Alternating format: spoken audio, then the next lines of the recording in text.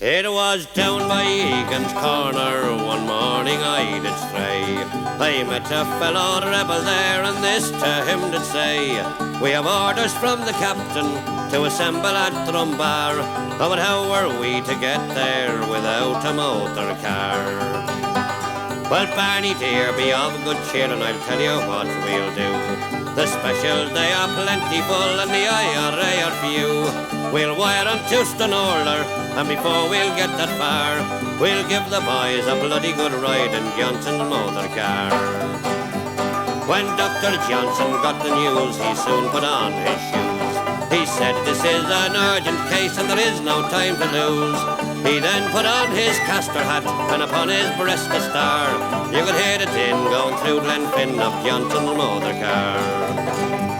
Well, when he got to the Reeland Bridge, the rebels he saw there, he knew the game was up with him, for at him they did stare.